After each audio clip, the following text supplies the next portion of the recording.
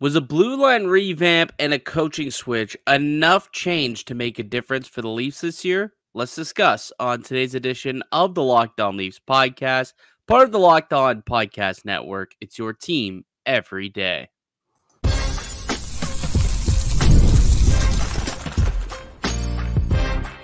You're Locked On Maple Leafs, your daily podcast on the Toronto Maple Leafs. Part of the Locked On Podcast Network. Your team every day.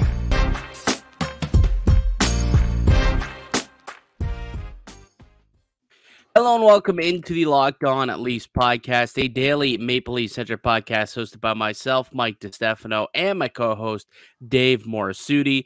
Today's episode is brought to you by FanDuel. Make every moment more as playoffs wind down. The sports stop sporting like we want them to. This summer, FanDuel is hooking up all customers with a booster or bonus daily. That's right, there's something for everyone every day, all summer long. Just visit FanDuel.com to get started. What's going on, Dave? How you feeling on a Tuesday? Not too bad. I forgot to show you the shirt I got. Oh, you got the Cody Rhodes shirt. Yeah, I ended up getting it. I know it's not your favorite shirt, but it's actually, I like it. It's not the shirt. It's just like Cody Rhodes doesn't have a connection to the city. Mm-hmm. You know what I mean? Like Edge, it made sense. He's got a connection to the city. He's from here. He's a Leaf fan. This is just exploiting the good people of Toronto. And Cody Rhodes, the WWE, making money off of that exploitation. I'm not a fan. They did. They certainly did. There were a lot of people that bought this shirt. I being one of them. Did you enjoy? We didn't even talk about it yesterday, though. But did you enjoy the event? Oh, it was so much fun. My sister-in-law does not like wrestling. Never been before. My brother wanted to go. He didn't get tickets. Like when we got tickets, so then. She's like, fine, I'll go with you. And she was just like blown away. Yeah. Like we talk about times with Scotiabank Arena sounding like, a moratorium where you just can't, like, it's just dead inside during a Leaf game. Yeah. That doesn't happen at wrestling events. It does not. It is like and they've actually opened it up a bit more because usually the back row is in full behind the stage, but they've reduced the size of the stage, so now you can get more people in behind. Yeah, it was pretty hype. Yeah, no, it sounded like a good show, and obviously John Cena came out, announced that he's doing the retirement tour that'll be coming up. That was kind of an announcement that I don't think anyone was expecting, obviously, not in the city of Toronto. So that part was kind of cool, and obviously anytime you get to see a ladder match is always pretty sweet. So obviously I think it was a really cool event and happy that you had some fun, but the shirt just doesn't do it for me, brother. Doesn't do it for me. All right, let's get into what we want to talk about today, because I think it's an interesting discussion that most Leaf fans, when they're sitting around at the campfire this summer, they're having this conversation, right? And every time I'm walking around and someone stops me in the street, or if I'm, at a family barbecue, this is usually the topic of conversation right now. It's, did the Maple Leafs make enough changes to see tangible difference? And really, if we look at it, the blue line is what got most of the attention. So we can focus mainly on the blue line and then obviously behind the bench as well. But when you look specifically at the defense, Dave, Chris Tanev in, Oliver Ekman-Larsson in, maybe Yanni Hakanpää. We'll see. We'll see what happens there. Still not technically finalized. But pretty well, Chris Tanev and Oliver Ekman-Larsson are Maple Leafs now. Out the door was TJ Brody, Ilya Lyubushkin, Giordano, technically, I suppose, as of now, and Joel Edmondson. I mean, is this blue line better today than it was in Game 7 when they lost to Boston about a couple of months ago? I think on the right side, just with the addition of Tanev, it is. But when you consider the left side, right, you bring in Oliver Ekman-Larsson. he kind of I'm trying to think who he would kind of replace. I guess he replaces Edmondson, right? Because you still got Simone Benoit, you still got Timothy Liljegren. You know, I think it is an upgrade. It definitely is an upgrade. I'm just wondering, did they get enough depth? Right, the Hakanpää edition, if that. Now, I'm like right now, I don't even know if I can consider that an addition because he hasn't signed yet. Like they've talked about it, but it hasn't happened yet. If he's able to even play, because of the whole issue of whether he can even play again, then I think yes. Then you have depth. You've got the depth that you need in terms of size and ability to, I think, really improve the defense in front of the net, right? I think those are the important ones. Oliver Ekman-Larsson, I don't know about that. That's not like he's more of the offensive style of defenseman. He, skating the puck out of danger and things like that. I don't remember him really being known for clearing the net front, but he can do a bit of that.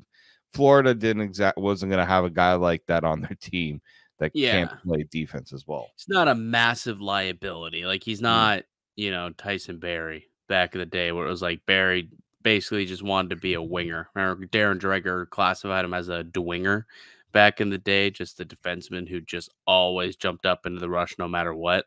I mean, OEL, yes, he's prone to do that, and he'll jump up and he'll get some plays started, but he also, he's aware that he's a defenseman, not a winger at the very least. But it is interesting. Like, I guess if you look at it in terms of in out, I guess, who replaces who. I mean, Chris Tanev is your Brody replacement, which is a significant upgrade based on kind of where Brody ended up being at the end of his career. And yeah, OEL is now kind of the replacement for Edmondson or Gio or whoever ended up with that spot. That's pretty much what you're looking at. So is that better? And then Hakanpää and Lyubushkin are kind of the two swapskis, I suppose, for just like physical right shot defensemen. I think it's better.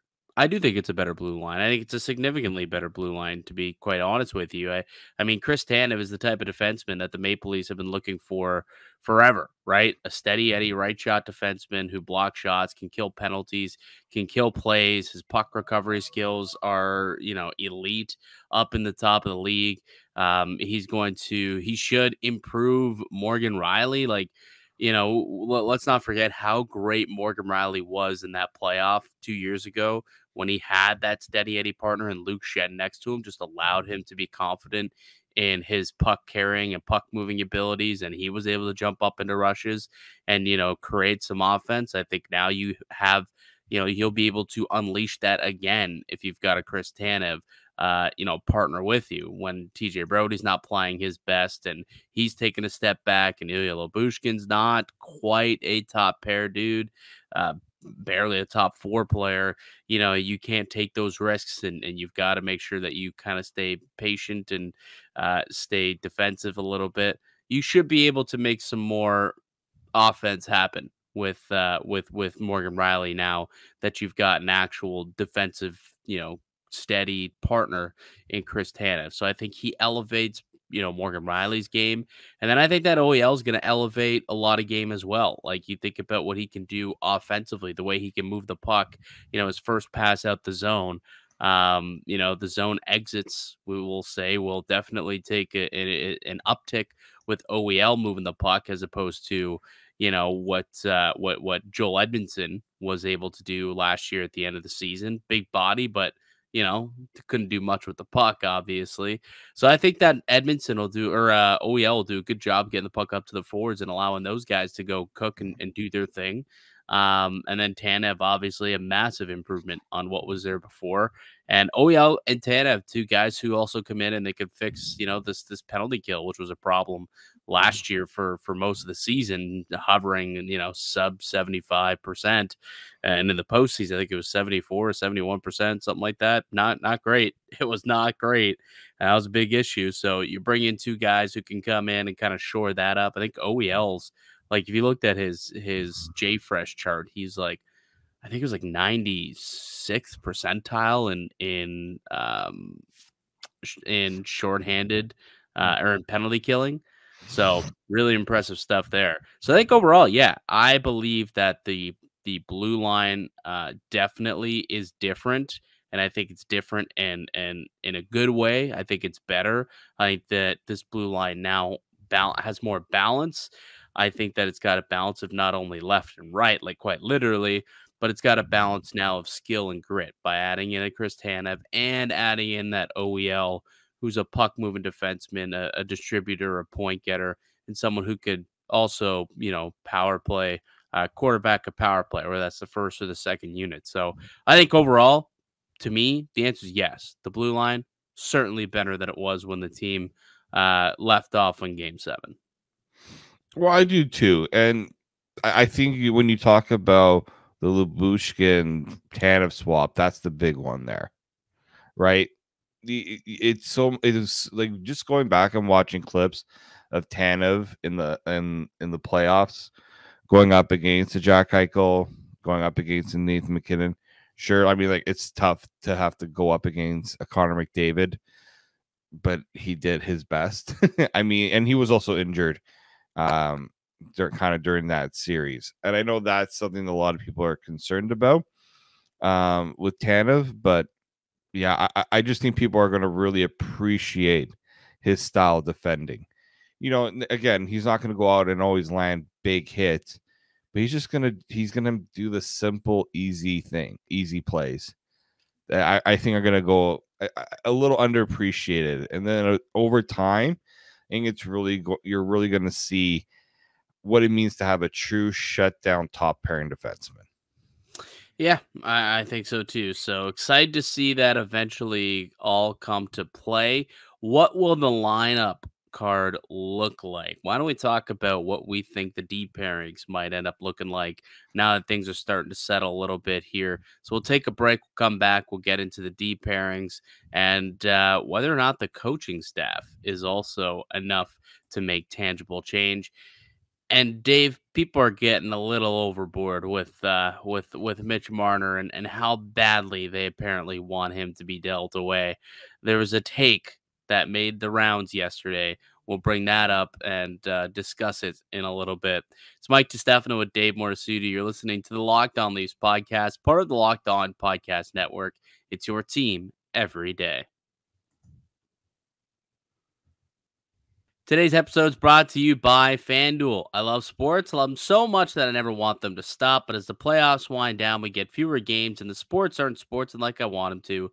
FanDuel lets me keep the sports going whenever I want. All I got to do is open up the app and dream up bets anytime I'm in the mood. And this summer, FanDuel's hooking up all customers with a booster or bonus daily. That's right. There's something for everyone every day, all summer long. So head over to FanDuel.com and start making the most of your summer. FanDuel, the official sports betting partner of Major League Baseball. Welcome back into the Locked On at Leafs podcast. Mike DiStefano and Dave Morassutti with you, as we are each and every weekday morning. That's right. As most people are starting to take the summer off and leave, as the hockey is not hockeying anymore. Not us, Dave. Not you and I. We're here each and every day through the rest of the month, giving the good people of the Locked On Leafs family a daily podcast to listen to catch up on the latest of what's going on with the Maple Leafs and around the league. I don't know if you just saw, woke up to a new signing today. One that I wish the Maple Leafs maybe thought about, Adam Boqvist signing a deal with the Florida Panthers, a two-way deal, which I thought was bizarre. How does Adam Boqvist not get a one-way contract? Makes no sense to me. He was a top. I think it is a one-way contract. What did I swear I just saw one way. I saw a 1 year, two-way contract, I thought. The Panthers in their tweet, it said a 1 year, one-way contract. So did they redo the tweet? Because the one I'm looking at says a 1 year, two-way contract. So maybe they edited the tweet. Yeah, the new version of this tweet. It was edited. Okay. So they screwed up on their initial tweet. The initial was a two-way. It is a one-way, which makes way more sense. Because, like, Boquist is worth the gamble. Like I said, I wish Toronto took that gamble. Now I don't necessarily know if there's a real spot for him in the lineup. Like that would have been if they decided not to tender Timothy Liljegren, or they decide to trade Timothy Liljegren, which is still a possibility, I suppose. Then Boquist would have been a decent kind of, low bet, right? And that's exactly what Florida's doing. Hopefully they're gonna turn him into the next Brandon Montour. Like, that's gonna happen. Like these guys who are nothing players in other organizations, the Verhagis, the Montours, the Sam Bennetts of the world, they go to Florida and they just turn into superstars. So chances are Adam Boquist saw there's an opportunity on the blue line now with some departing players, OEL being one of them, and he'll have an opportunity to play on the power play there and maybe carve out a role. So I think it's a good spot, actually, good landing spot for Adam Boquist, but thought he could have been a good depth piece for the Maple Leafs, but yeah, we'll see what ends up happening there. Speaking of signings and whatnot, Cap Friendly's still alive, eh? You notice that? Happy about that, but yeah, like it's going to go away at some point. This isn't like is it? Maybe the deal, like, no, the deal's been announced. Like, no, I know the deal's been announced, but like it was supposed to go away on July 5th. Why didn't it? Like, is the site gonna live in a maybe just like a lesser capacity? Like that's where I'm a little that they give the site to somebody else. Like I don't know what the hell's going on here, but you would think that when they announce we're going away on July 5th, and then they do not go away, and we're still sitting here now on today, Tuesday, July 9th, and I can go willy-nilly, freely, see what's going on Cap Friendly. I do find it odd. So I don't know if it is going to go away. Maybe there's a change of heart of some kind. Not that the deal is not happening anymore, and that Washington didn't acquire, the head honchos of Cap Friendly. But I don't know. It's kind of interesting that's still up. Maybe, definitely. Washington forgot. Hey, it's like, hey, you guys are taking down the site today, yeah? Yeah, we'll take care of that. We'll get to it. Yeah. No, guess not. I don't know. Interestingly enough. All right, so let's continue with our conversation about the Maple Leafs blue line that does not have Adam Boquist on it. But what it does have is Morgan Rielly, Chris Tanev. It's got Timothy Liljegren, who came back on a $3 million 2-year deal. It's $3 million AAV, which is still a little bit high if you ask me, but it's not the conversation we're about to have today. It's got OEL on it, and you also have Simon Benoit and Jake McCabe returning as well. So, I think it's pretty easy for us to look at the defensemen that there are here in place and kind of fit them into the puzzle. Like what do the pairings look like? I mean, in past years, I think that there was a lot of question marks. Like when John Klingberg signed last summer, there were question marks. Like, okay, well where is Klingberg going to fit? Is he going to be up with Morgan Rielly? Is he going to be, on a pair with Jake McCabe? Is he a third pair guy? Like you really didn't know what we were going to see. There was going to have to be a lot of trial and error before you found a role for him and really find out what this blue line would look best looking like.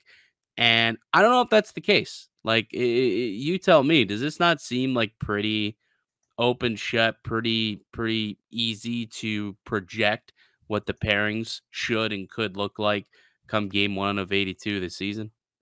I mean, it really should, because when you think about how, like last year, what worked so well, especially with that Jake McCabe, Simon Benoit pairing, and like the obvious need where like Chris Tam was brought in for Morgan Rielly.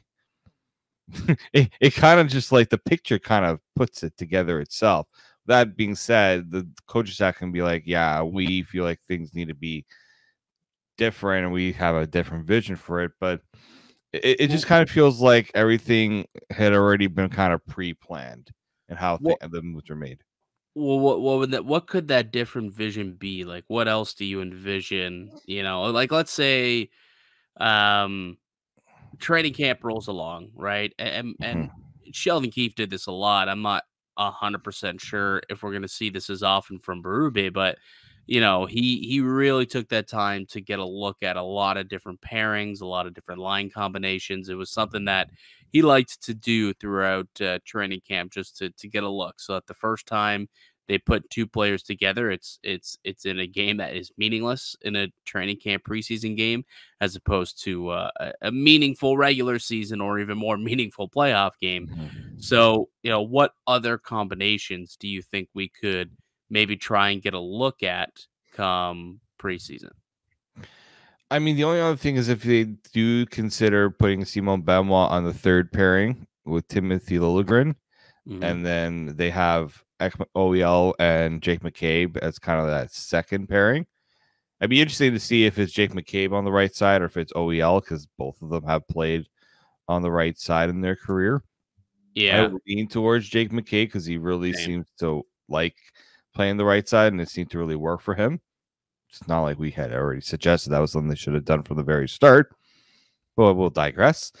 But I think, I don't envision Timothy Liljegren being any higher up in the lineup than that third pairing role, at least to start.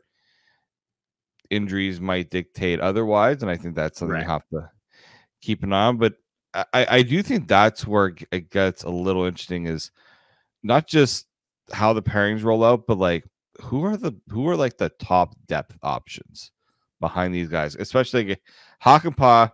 Again, we're in the same boat where like maybe if he's here, but who else is there too? Yeah, I mean, if you look down in the Leafs depth chart, there still isn't a whole lot, to be honest with you. I would anticipate a couple more tweener signings to come at some point for the Maple Leafs. Like I don't think that they're going to sit there and expect for like Topi Niemela to be the number one option should injuries occur and he's going to come up. Like maybe he will, but I think that they'll probably have some other guys like Connor Timmins, obviously, is somebody who could come up in a depth role. They did sign that Dakota Mermis player, who's just like a super AHLer. But in a pinch, I guess he could come up and play some NHL minutes. He has in the past, obviously. But, I think there's a possibility that we could end up seeing some, another signing at some point here, like of the Victor Mete ilk, at some point throughout the rest of the rest of the offseason. I don't think it's going to be anything significant, but, if you take a look at who's still out there free agent wise, I would imagine that there's a veteran or two who still will be looking for a contract, at as we reach the heights of summer, and whether it's on an actual contract or it's a player that they bring in on a PTO possibly. There's a lot of guys who potentially could be looking for a deal that would count as depth for the Maple Leafs. The one other line combination, though, to get back to that discussion, that I have some interest and intrigue in, and you let me know if you're into this at all. But don't you like? I know we've argued about this and talked about this, and I've pounded the table for this for a long time to get Chris Tanev over to Toronto. He'd be a perfect partner for Morgan Rielly. But wouldn't he also be a perfect partner with Jake McCabe to form like a formidable shutdown pair? Like, don't you think that would also work out very, very well for the Maple Leafs? That was something I had considered. Do you just do the nuclear option, right? And just say, here's your shutdown pairing, like almost like the Muzzin Brody pairing that they had a few years ago that worked really well in the Tampa series. Like, here you go, try to stop this. Right. Now, the Tampa series, they also, they had Luke Shen, who elevated the role of Morgan Rielly. So the obvious next question is, okay, well, if you want to put Tanev and Jake Muzzin together, well, who are you going to fit with Morgan Rielly? Like that's the obvious question. I think there's really two guys who you could think about doing that with. I think Timothy Liljegren could get an opportunity. He's played with Morgan Rielly in the past. The underlying numbers have not been terrible. They've actually been pretty decent. So I think that's a possibility. But also, Oliver Ekman-Larsson is a possibility as well. Like, he's someone who, has shown the ability to play the right side. He's somebody who can move the puck. And, if you deploy them correctly, right, give them, mainly offensive zone starts. And this is a team that, has a lot of possession, has a lot of offensive zone starts. Maybe that's something that could work, right? And they've got Brody and Brody. No Brody no more. Tanev and McCabe as your shutdown pairing that you deploy, on your defensive zone faceoff. So, it's just another option. Not to say that it's something that I would be in favor of over the alternative pairing, the original pairings that we suggested, but it is something that, I think in preseason, I think we'll get a look at what that pairing might look like and what a Riley OEL pairing could look like, or a Riley Liljegren. Like, I'd imagine we'll see some of that come preseason. No, that's it, right? I think that's what the preseason's for, to see what works, see what doesn't work. I think it's, you find that things could look good on paper. You get to camp, you get to preseason games, like, yeah, no, that doesn't really jive. I think also, in, like, again, I bring up the injury thing. If you got to be ready for those scenarios, so you might as well see what can be alternative options, because guys very unlikely play all 82 games. We've seen it, so you have to be prepared for that. Well, especially, Chris Tanev, who doesn't typically play 82. So, and trust me, everyone in our comment section lets me know that every time I talk about Tanev in a positive light, people always letting me know that he's injury prone. Okay, sure. But he's a pretty good player, pretty good defenseman. I think he'll be able to elevate this blue line overall. We can talk about the coaching staff tomorrow, actually, but let's take one more quick break. And on the other side, there was an interesting conversation that went down on the Steve Dangle podcast yesterday. I want to talk about it a little bit, and that's not the only place where this conversation, the Marner trade conversation is going a little overboard. So I kind of want to get into that chat. So why don't we take a break? We'll get into that next here on the Locked On Leafs podcast.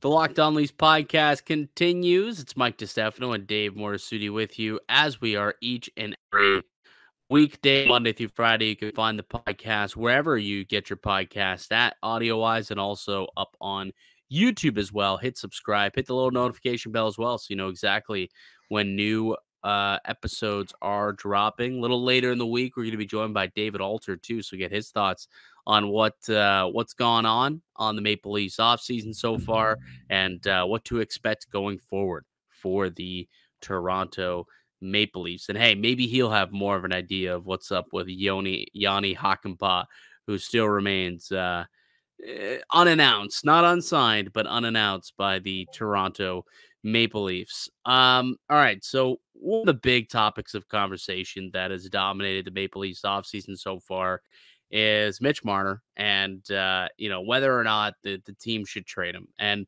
they've gone this far into the offseason without trading him. I'm on record on the show saying if they didn't get a deal done by July 1st, I don't see it happening at this point.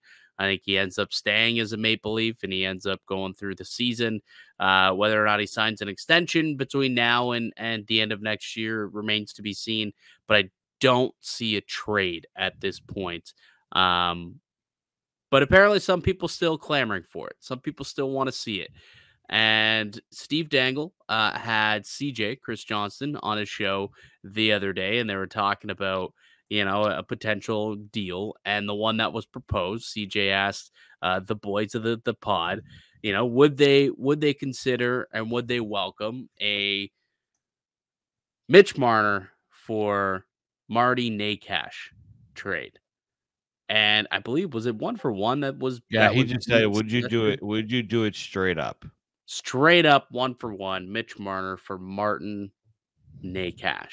And I got to tell you,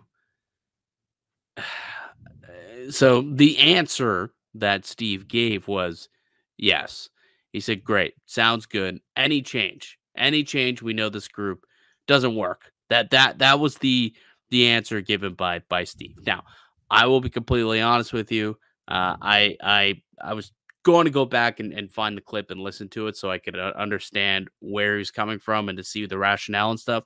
I didn't have a chance to. I will later today, but the fact that, and maybe he was being a little bit a little tongue in cheek with it, but the fact that people are even suggesting that a Marner for Necas trade would be relatively fair in any stretch of the imagination is absurd, Dave. Like, absolutely absurd. What are we talking about here? This, like, I hate when all year you get the GMs going up there saying we're not going to make a trade just for the sake of making change, right? Just for the sake of making a trade. And then I come out here and I defend Leafs Nation, say, well, no one wants you to make a trade just for making a trade. Obviously, it has to make sense for the Maple Leafs, and it's got to make this team better or different in some capacity. And then you come out here and then people are like, yeah, take that deal. Necas for Marner. Absolutely. Just take it. We just need change. And it's like, damn. Leafs Nation actually does want a trade just for the sake of making a trade. What are we talking about here, Dave? That is absurd. Like, Necas, good player. Really good player, I'd say. He's a good second line player. Mitch Marner is an all-world, all-class winger in the NHL, an offensive talent that very few people have. You're gonna trade that for Necas and expect to be a better team? I don't quite understand this, Dave. Look, Martin Necas, I've always been a fan of his. Good size, could play him down the middle, but more of a winger at this point, from what I've seen in his career. But the fact is, you're talking about potentially trading a guy who's got a 100-point potential, and I get the playoff conversation. I get it. But you got to get to the playoffs, right? Like, Martin Necas, he's done okay in the playoffs. He's not exactly lighting it up in the playoffs, right? If you look at how he's played in the playoffs. What hump has Carolina gotten over? Exactly. We're also talking about a guy who's, right? I can understand why Carolina wants to do it, because Carolina does not have a player like a Mitch Marner that could really, of course, be a dynamic forward for them. They don't really have that. Yeah, I've just gone really. A lot of people have been asking me, are they going to trade Marner? Are they going to trade Marner? I says, I don't. You know what? Like, the fact that they haven't done it yet means they're not going to. I just think that, and I think Brad Treliving didn't exactly do himself many favors by kind of he didn't really come out and say we're not trading Marner. He came out and said he's a good player. Well, thanks, Brad. Doesn't take a genius to kind of say that Mitch Marner is a good player. Wow. Right? I mean, I don't think GMs care if he comes out and says he's trading or not. Whatever's happening behind closed doors, GMs are well aware of what his intentions are with Mitch Marner. Yeah, no, for sure. Like, I just think that, he didn't dispel a lot of the beliefs of whether he's going to stay or not. That's just kind of how I feel. He kind of left things always open-ended to us. Marner. To us. To the fans, to the people in media, anybody who's been watching, and those who don't have the inside information, the inside scoop of really what's going on behind the scenes. I do get that. At the same time, too, like, the thing about Marner as well is, we talked about this no movement clause really, being the ironclad. This is something that's going to make things really difficult. And Elliot Friedman was the one that, was really banging that drum. And then the problem is you got an insider like Frank Saravalli coming out and saying they're going to do it. They're going to push. They're going to get it done. And then I remember somebody saying, so, like, is that just a belief, Frank? He said, no, that's just good old school reporting. I heard that clip. Frank, I don't know what reporting you're doing, but when a player has a no movement clause and says, and likely isn't willing to waive that no movement clause, teams are really stuck at what they can do. Right. And I get that, and the people, and I get the the idea of trying to force his hand a bit with a trade. I do get that. It also just means you're not going to get the deal you want to get. I guarantee those who really want a Marner deal, if a Marner deal were to actually happen, a trade would actually happen, a good 75% of them would not be happy with what the return would be. Guaranteed. Probably not, I would imagine. Speaking of Mitch Marner, by the way, the Marner Assist Foundation is having its annual charity event this weekend, by the way. Oh boy. Yeah. So oh boy. It'll be interesting. Usually media shows up and media gets a chance to talk to these guys. It'll kind of be the first time that Marner has been able to talk, or the media's been able to talk to Marner, I suppose, since the elimination, and since he has not been traded and he is with the team. I'd imagine there's some questions that could be hurled his way. So we'll see. There should be some Marner audio at some point later this week, or maybe we'll have to get into it next week since it's a weekend event. So keep an eye out on that, guys. There will be some Marner audio and some quotes going around from Mitchie himself. So that'll be interesting. I hope someone asks him, like, hey, did you hear about, people think that you should get traded for NACAS straight up? See what his thoughts would be on that one. Hey, how come we're not going to the event? We should have tried to scoop up one of those get ourselves going. The VIP tickets? You're about to say VIP tickets? How much does a VIP ticket cost to this event? Oh my god! It's a charity event, so like this stuff's all. He's gonna literally like Connor McDavid's gonna be there. It's gonna be, see, they just do donations. I don't even know there's an actual ticket. Yeah, true. And they have they play a 3-on-3 game. I mean, it's a great event, obviously, and it's one that I'd imagine that even if he did get dealt, or he leaves via free agency, they do it at the Sports Village. Even if they do leave, I would imagine that they'll probably continue to do this every single year, right? Table card with a VIP, so you can get basically a 6-man. You can basically get 6 tickets. It costs you $5,000 to get a VIP booth at this. You can go to the tailgate party for $500. That'll get you tickets to the tailgate. What's this? $750. What does that get you? Tailgate party, team name in the event program. Oh, okay, so this is just the more you pay, basically, the more you get, I guess, which makes sense. But anyways, so that's coming up later on this week. July 11th is the date of the event. So that's going to be, I guess that's what, Thursday, 9th, 10th, 11th. Yeah, Thursday. So I guess Friday we should have some reactions, I suppose, maybe some audio to react to when it comes to Mitch Marner. All right, buddy. I think that's going to do it for us here today. You got anything else you want to say as we exit? No, I think did not realize that was happening this week. So thank goodness, because we're going to have content. Yes, there will be content. There will be something to talk about come Thursday and Friday for that. All right, that's going to do it for us here today on the podcast. I'd like to thank you all for listening and supporting the show. You can subscribe to the Locked On Leafs podcast on all platforms and receive daily Leafs content. Follow myself on X at Mickey_Canuck. Follow Dave at D_Morassutti, and follow the show as well at Locked On Leafs. We'll be back with another episode for you guys tomorrow. But until then, keep it locked right here on Locked On Leafs.